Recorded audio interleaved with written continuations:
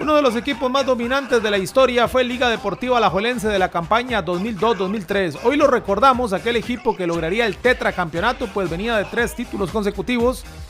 Y en el anterior, o sea, en el tercero consecutivo, el técnico era Jorge Luis Pinto. Con ese panorama, la Liga de Pinto afrontaba a buscar el 4º título consecutivo, algo que Alajuelense no había logrado en toda su historia. Y aquí arrancaba en San Carlos perdiendo con este golazo de Luis Martínez. El primer partido de aquella temporada que se jugaba de una forma europea, 44 fechas, 22 en apertura y 22 en clausura, y el equipo de mejor puntaje era el que ganaba cada fase, no existían las muertes súbitas. La Liga lo empató con gol de Paulo Chinchilla, ahí vemos a Jorge Luis Pinto, y Alajuelense iba a tomar la ventaja iniciando el segundo tiempo en esta acción de Sandro Alfaro y la aparición de Steven Bryce para vencer al guardameta Fausto González y decretar en ese momento el 1-2. Aquel equipo de la Liga pues tenía la base de jugadores que venían del Mundial de Corea y Japón, entre ellos Steven Bryce, estaba también Carlos Castro, estaba el guardameta Álvaro Mesén, estaba Luis Antonio Marín, estaba Paulo Chinchilla, que viajó de última hora a ese Mundial, y más adelante en el clausura se sumaría Rolando Fonseca. También se fueron figuras, en esa temporada no estuvo Harold Wallace ni Mauricio Solís, que habían estado en el campeonato anterior. Aquí llega el gol del empate para San Carlos por medio de Pedro Bonilla. Este iba a ser un partidazo, y atención que va a ser una de las únicas 3 derrotas que tuvo la Liga en esa campaña 2002-2003. Luego va a llegar esta acción de penal y Julio Víquez es el que se va a encargar de mandar la pelota al fondo. Ahí vemos la mano de Alexander Castro, que tomó la banda derecha en sustitución de Wallace, que ese año se marchó al fútbol mexicano, y Julio Víquez marcaba el 3-2. Bueno, pareció un arranque normal no normal, porque este equipo de la Liga casi nunca perdía, pero también siempre le ha costado ir a San Carlos, y bueno, se pensaba que por ser el campeón defensor, el equipo que todos le querían ganar, pues iba a tener algunas dificultades, pero nunca dejó de ser el gran favorito. Pero en adelante, este equipo solo iba a perder 2 partidos más. Es más, les agrego algo, en todo el torneo de apertura, que es lo primero que vamos a ver en este especial, no iba a perder un solo encuentro, aparte del que perdió en San Carlos arrancando el torneo. Aquí va a llegar la primera victoria y la primera paliza de ese equipo, que también propinó algunas goleadas ante Guanacasteca, 8-2. Atención al rosario de goles que iba a marcar la Liga esa mañana y tarde en el Morera Soto. Eric Jiménez iba a marcar triplete, Eric Scott iba a marcar doblete. La delantera sí iba a estar alternando mucho. De hecho, casi todos los puestos de ese equipo se alternaron bastante a lo largo de esa campaña. En la delantera, pues, vamos a ver la pareja Scott Jiménez, pero también vamos a ver participación de Alejandro Alpizar, que era muy joven, Joseph Miso, que también tuvo sus momentos en esa campaña, y en la recta final, como decíamos, Rolando Fonseca. Aquí un gol más para Jiménez. Este partido es muy recordado porque no siempre se meten 8 goles, y también porque vamos a ver un gol de colección de Paulo Alejandro Izaguirre, que es uno de los más recordados de esa campaña. Otra vez Jiménez, que era un goleador muy productivo, un jugador tal vez de perfil un poco más bajo que la mayoría de sus compañeros de ese gran equipo, pero que iba a marcar muchos goles. Ahí está Scott, que sí era el gran goleador de ese equipo, que aunque venía empezando, porque apenas tenía poco más de un año de jugar en primera división, pues ya era el gran referente del gol.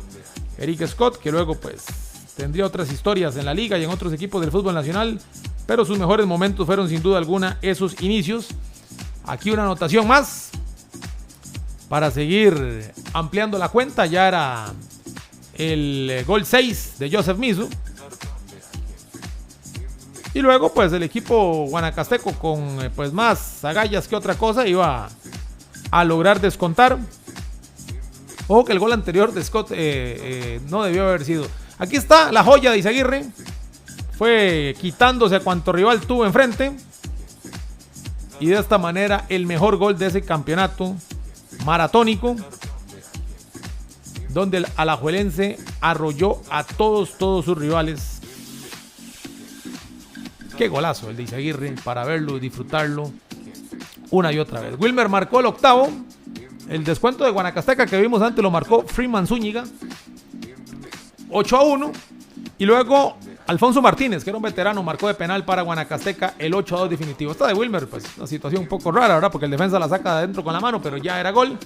Y luego el descuento de Martínez. Nada más un paréntesis: el arquero de Guanacasteca, que esa tarde se llevó los 8 goles, Luis Enrique Martínez, luego fue arquero de la selección de Colombia. Él era colombiano, hizo una carrera corta en Costa Rica, le tocó ese trago amargo de esos 8 goles, pero luego tuvo una carrera tan buena que le permitió ser seleccionado de su país como un detalle que no es menor. Tercera fecha, la liga lo ganaba con gol de Eric Scott ante el equipo de Carmelita en el estadio Allen Riñoni de Grecia, centro de Alexander Castro y el gol de Scott, que era junto a Jiménez los que arrancaban con la mayor cuota anotadora de ese campeonato. Ese año la liga pues incluso dejó salir figuras importantes como Claudio Sischa y Alan Oviedo, que ambos se marcharon al Cartaginés, pues ya en la temporada anterior a esta tuvieron poca participación.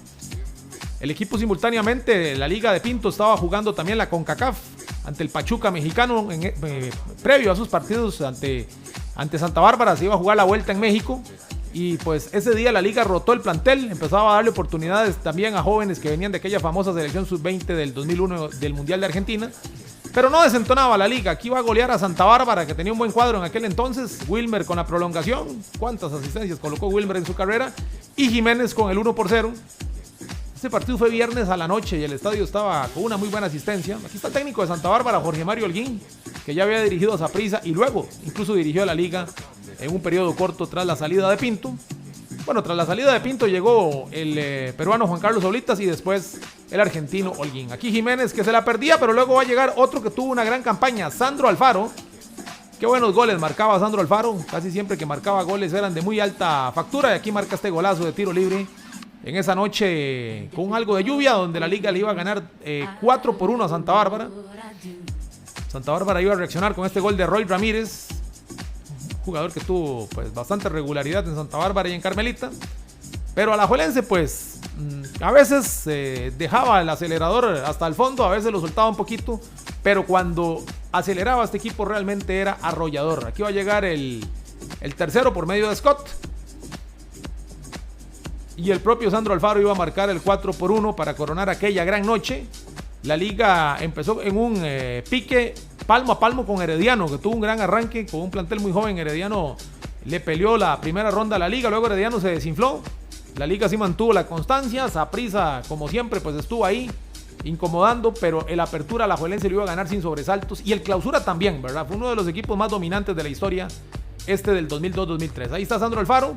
Recordar que el equipo pues venía de 2 títulos con Guillermo y Fariña, uno más con Pinto en una campaña que le inició Fariña y la terminó Pinto, ahí logró el tricampeonato, y este año ya la temporada total con Pinto, pues el equipo realmente nunca desentonó. Allí está la tarjeta roja para Carlos Castro. Muchas expulsiones tuvo ese campeonato en los partidos de la liga, tanto de jugadores rivales como el propio equipo alajuelense, que por ahí tuvo ese problema. Y aquí recordamos una de las que más nos llamó la atención, de Carlos Castro, uno de los mejores laterales izquierdos de la historia de nuestro país y que venía de un gran mundial en Corea-Japón. 4-1, Cartaginés tenía un buen cuadro, había traído buenos refuerzos hondureños, estaban por ahí César El Nene Obando, Cristian Santamaría y Arnold Cruz. Sischa fue el año aquel que marcó más de 40 goles. También tuvo un gran año Alan Oviedo y Kenneth Paniagua, que también habían estado en la liga en esta generación.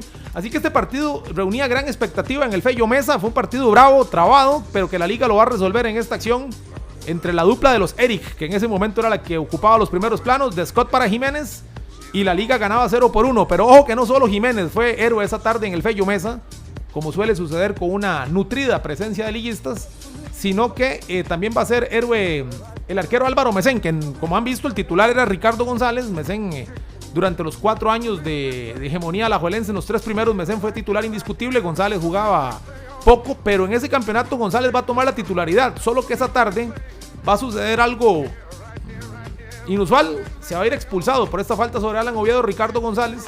Se decreta penal, evidentemente. Afortunadamente para la liga de Pinto aún tenía cambios, así que Mesén calentó, se puso los guantes y le va a salvar la victoria a ese equipo manudo que tenía esa gran variedad. De hecho, en algún momento, inclusive para esta época, los dos, tanto González como Mesén, eran los 2 arqueros de la selección de Costa Rica. Algo que solo esa vez pasó, que tanto el titular como el suplente, porque en algún momento casi que llegaron a alternarse en la liga, bueno, en la selección también eran los 2 arqueros. Y aquí, Claudio Sischa, que había sido compañero de ellos hasta meses atrás, falla este penal ante Mesén. Ojo que, bueno, no es un detalle menor que recién entrando al campo de tener un penal y salvar un partido, pero más adelante pues podríamos decir que este gol o este gol que se le frustró a Sischa pues no le permitió batir el famoso récord de Errol Daniels, porque si concretaba ese penal, aunque apenas estábamos en la fecha 5, pues el desenlace del récord hubiese sido otro. Pero bueno, eso queda ahí nada más como una anécdota. A estadio repleto, la liga se enfrentaba a Santos, reeditando la final de ese 2002, de la campaña 2001-2002, solo que ya estábamos arrancando la 2002-2003, así que Santos tenía un gran equipo, había pues rivalidad, y como sucedió en la final de mayo de ese año que la Liga ganó 4-0, esa tarde la Liga iba a ganar 4-0 también ante Santos, con defensas que se iban al ataque y anotaban, como Marín, que marcó el primero, Luis Antonio Marín, y Pablo Chinchilla, que marcó el segundo. Era un plantel pues vasto, podían haber ausencias, pero ya también empezaban a sumar de otra generación futbolistas que ya vamos a ir repasando. Era un equipo que pues tenía todo para ser realmente arrollador. Aquí entonces Marín y Chinchilla con los dos primeros goles. Bryce, que era pues un jugador casi inamovible, salvo lesiones o expulsiones, que por ahí ese año tuvo sus problemas, pero siempre jugaba Bryce, marcaba el tercero, Steven Bryce, y luego va a llegar el cuarto y definitivo por medio de Izaguirre, que siempre hacía las delicias del público, que a la gente le gustaba más que viniera de cambio, aunque ese año en específico Pinto lo colocaba mucho como titular, uno de los preferidos del público por su talento, por su carisma, por su calidad futbolística y humana. Bueno, era un ídolo Pablito Izaguirre. 4-0, y se venía el clásico ante Saprissa, que se había reforzado también bien. A veces hay está increíble que se perdió Alexander Castro en el cierre. A veces hay un falso concepto de que el Saprissa de aquella época no tenía tantos recursos o que no era un buen equipo. Sí pasaba dificultades económicas, sí estaba con todo el tema de la quiebra financiera. Luego en ese año llegaría el tema de Jorge Vergara, pero futbolísticamente siempre tuvo buenos equipos, pero que sí en aquel entonces con Alajuelense no podían. 15 de septiembre del 2002, estadio casi repleto en Tibás, muy temprano, esta falta de Juan Bautista Esquivel sobre Scott, penal, cobra Sandro Alfaro y lo falla. Esa temporada la Liga en los clásicos iba a tener por ahí tal vez uno de sus pocos traumas, los penales que no se le dieron. Aquí lo falló Sandro Alfaro, y luego va a llegar minutos después el gol que no fue gol. ¿Por qué decimos esto? Para el que no lo recuerda. Bueno, Steven Bryce anota, celebra, se narró el gol, se celebró el gol entre la gran cantidad de liguistas que habían esa tarde en Tibás. Y luego el árbitro Edgar Durán recibe un señalamiento de su asistente que hubo una presunta falta de Bryce sobre el hondureño Nibros Medina, que era zaguero del Saprissa en aquel momento. Se anula el gol y bueno, la polémica que nunca puede faltar en el clásico. 0-0, parecía que Saprissa todo se le estaba acomodando para sacudirse de la hegemonía que tenía sobre la Liga, que falló el penal de Sandro Alfaro, que se le anuló el gol de Bryce, y luego esta lesión de Wilmer López por este encontronazo con Wilson Muñoz, que también había sido parte de esa camada manuda en el primer título. Luego se fue a Europa y ese año llegó al Saprissa. Y aquí pues una imagen de fair play entre Lonis y Wilmer, grandes amigos del fútbol. Lonis preocupado por Wilmer, pero bueno, todo lo que sucedió en ese primer tiempo no opacó el espíritu de lucha, de personalidad que tenía aquel cuadro alajuelense. Otra vez la acción entre Jiménez y Bryce, y luego Scott, que era el tridente de terror, los Eric y Bryce, y la Liga pues de alguna forma ponía las cosas en su lugar, porque en ese primer tiempo fue muy superior al Saprissa, y ahora ya lo ganaban 0-1 en Tibás. Esta es una imagen que dejamos para los que no recuerdan a Froilán de morado, y les va a parecer raro. Ojo que Bryce fue expulsado por la falta sobre Froilán, pero no les parece raro ver ahí a Froilán vestido de morado. Incluso ese diseño del uniforme de Saprissa se parece mucho a uno que la Liga usó pocos años después. Entonces no sé, yo a veces veo esta imagen y me parece, por todo lo que significa Froilán para la Liga, que era como un duelo entre puros alajuelenses ahí al ver esa acción. Como un dato curioso, Froilán no estuvo mucho tiempo en Saprissa, por problemas disciplinarios no siguió en el equipo de Manolo Kiosellán, que esa tarde Kiosellán perdería ante Pinto, y Pinto se enfrascó ahí en una discusión con los árbitros porque le estaban lanzando objetos desde la tribuna. Saprissa lo perdió. Manolo, que había también probado las mieles de la victoria en la Liga, se iba frustrado porque alajuelense nadie lo paraba. Bueno, el que lo frenó un poquito fue Herediano. Aquí esta tarde, mañana tarde, en el Morera, estadio repleto. Había mucha efervescencia en el país, aparte porque la selección vivía una época buena y los partidos de campeonato nacional generaban gran expectativa, y giraba en torno a la Liga Deportiva Alajuelense de Pinto esa gran expectativa, porque evidentemente era el mejor equipo.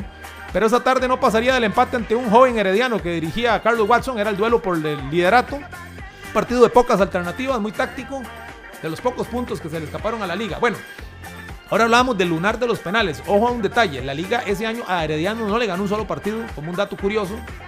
El herediano que empezó dirigiendo Carlos Watson y que terminó dirigiendo el español Juan Ramón Vecino, no perdió un solo encuentro ante la Liga, como un dato curioso, porque en esa temporada la Alajuelense arrolló a todos sus rivales. Bueno, seguía segundo la Liga, pero muy cerquita de Herediano. Iba el Edgardo Baltodano, septiembre del 2002, un partido que ganó con mucha facilidad en la siempre caliente Liberia. Aquí llega esta acción de Alexander Castro y el gol de Izaguirre, que ya decíamos, y más ante la lesión de Wilmer, que también tuvo sus contratiempos esa temporada. Wilmer, que de alguna forma ya empezaba a ser un jugador veterano, pues fue el año que Izaguirre jugó no tanto como suplente, sino como estelar. Aquí Scott con el segundo, lo ganó sencillamente la liga. Eso tenía este equipo, que cuando llegaba en su tarde ganaba de manera arrolladora. Antes les hablaba de los delanteros. Bueno, hay uno que también Pinto le tenía mucha confianza, que tal vez no era el preferido de algún sector de la afición manuda, que tenía pasado morado, pero que rendía, y el entrenador Pinto le daba mucha opción. Vicente Rosela se me quedó fuera de esa lista de delanteros. Ahí está Izaguirre con uno más, 0-3, 2 de Izaguirre y 1 de Scott. Y se venía en juego en la fecha 10 ante Liberia, que era la opción de ya tomar la punta, de ya quedar como puntero absoluto, porque Herediano había perdido un día atrás. Pintaba bien el partido porque hubo un tempranero penal que se le otorgó a Pablo Chinchilla. Él mismo iba a anotar el gol, el defensor le comete la falta, así que a él se le da el penal, aunque no era penalero, lo falló. Pero bueno, este equipo seguía en su misión de ganar cada partido, era muy constante, era un equipo que rendía muy bien, que físicamente andaba muy bien. Y al que mencionábamos, Vicente Rosela, aprovecha esta jugada que inició Izaguirre, el centro de Alexander Castro, que tuvo una campaña formidable Alexander, y Rosela con el 0-1, y la liga en la fecha 10 ya era líder con el mismo puntaje de Herediano, pero mejor gol diferencia. Y luego todo, pues numéricamente se le fue acomodando el equipo de Pinto. Ahí vemos dos históricos del fútbol nacional, Jorge Luis Pinto y Juan Luis Hernández, técnico de OSA. El silbatazo final, y ya va a venir una seguidilla de 3 encuentros en el Morera Soto que la liga no desaprovechó para seguir en el superliderato. Ante Pérez Celedón fue el primero. Pérez Celedón, que ya era dirigido por Carlos Restrepo, venía llegando al país don Carlos, se enfrentaba a su coterráneo Pinto, y bueno, la liga cuando podía arrollar lo hacía. Jugador de Izaguirre para Miso, que tuvo algunos momentos. Miso, que después de la famosa lesión aquella que lo sacó más de un año en la cancha, hizo los goles decisivos para el título 21. En el título 22 jugó poco, él pues externó su molestia. Aquí otro penal que Alajuelense evitaba de los adversarios, en este caso Ricardo González deteniéndolo. Y bueno, como decíamos, Miso pues le costó recuperar el nivel que tuvo tal vez a finales de los 90, pero igual siempre aportó goles decisivos, como el mismo Eric Jiménez, que ya decíamos fue un jugador de perfil bajo en esa camada de superestrellas que tenía Alajuelense, pero que siempre rendía. Aquí marcaba el segundo, y el tercero un cabezazo descomunal de Sandro Alfaro. Qué buena campaña tuvo Sandro. Ojo que fue la última con la liga para Sandro, que tiene otra estadística súper interesante que les voy a contar. Estuvo 4 años de rojinegro, los 4 años salió campeón. Ya para ese momento pues era un jugador veterano, que no se le renovó el contrato tras esa temporada, pero se fue con un récord que pocos jugadores tienen dentro de una institución como Alajuelense. Ahí está Pinto con su disciplina, el Pinto militar, que muchos alaban, que otros no quieren, pero que futbolísticamente siempre ha tenido buenos resultados. Ahora estamos ante San Carlos iniciando la segunda ronda, pues había una factura que cobrarle al único equipo que había vencido a Alajuelense en esa campaña. Y después de un primer tiempo sin abrir el marcador, va a llegar el complemento y los goles. Scott, que no lograba ante la salida del guardamete Kevin Stewart, pero Miso, que ahí tuvo su seguidilla más buena del torneo, colocaba el 1-0. El estadio casi que se llenaba, indiferentemente del horario, indiferentemente del rival. Ojo que las aficiones, cuando están en época de bonanzas, a veces se malacostumbran a ganar, y tal vez la fidelidad aparece más en las épocas duras. Por lo menos yo he percibido eso, tanto del liguismo como en algún momento del sapricismo. Pero este año pues sí, la afición se acostumbró a ganar y no se aburrió de ir al estadio. ¿Cómo se iban a aburrir viendo estos goles? Vimos a Sandro Alfaro con el segundo, y aquí otra joya de Sandro. Qué gran torneo, en ese momento estaba entre los goleadores del equipo Sandro, que empezó su carrera como lateral, incluso era un jugador muy ofensivo en sus inicios, allá en Punta Arenas, en San Carlos, pero aquí en la liga lo convirtieron en contención y tomó el lugar de Mauricio Solís, que se había ido al fútbol internacional. 3-0, ahora Carmelita era el próximo rival, el siguiente rival, en el Morera Soto.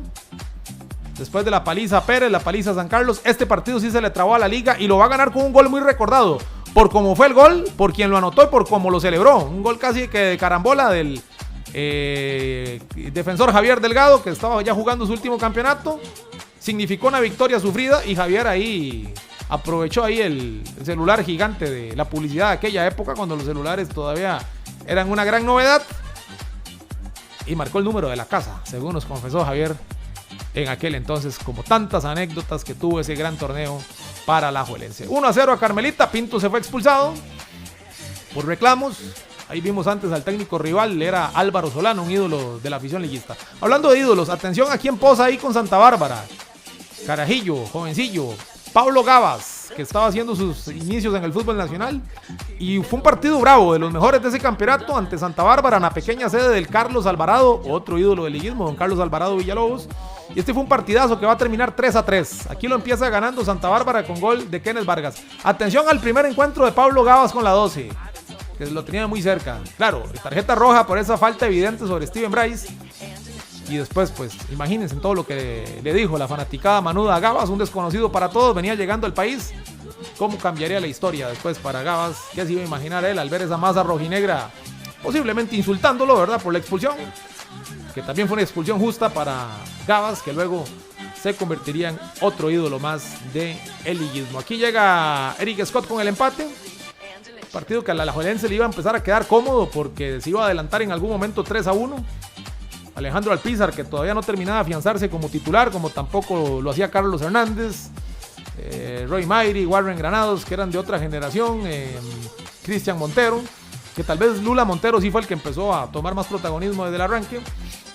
Bueno, otro penal, es que también quisimos destacar todo eso, cuántos penales Alajuelense tuvo en Ricardo González o en el mismo Mesén, la opción de evitar goles del rival. Ahí vimos otro, Scott que marcaba el 1-2, iniciando el segundo tiempo, Alpizar marcaba el 1-3, y bueno, como era ese equipo, este partido va a ser una excepción, porque se podía decir encuentro liquidado, tenía pocas posibilidades Santa Bárbara realmente de volver al encuentro, pero también destaquemos lo bueno que hacían los rivales. Santa Bárbara se va a levantar y va a encontrar 2 goles, este de muy buena factura, de Eric Solís, hermano de Mauricio Solís, jugador histórico del fútbol nacional. Eric, que tuvo una carrera más corta, pues posiblemente ese fue su partido más recordado porque hizo ese golazo y luego marcó el 3-3.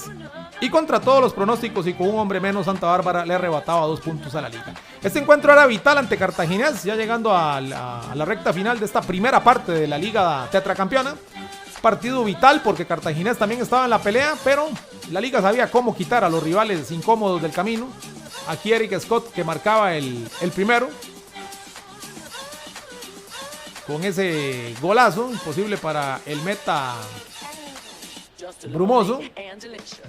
Sisha, que empataba en la cancha donde jugaba hasta hace poco, donde también marcó goles importantes, pero ya pues empezaba a arroparse como un ídolo de los Cartagos. 1-1, este fue un gran juego, de los mejores partidos de ese campeonato, sobre todo por todo lo que se estaba disputando.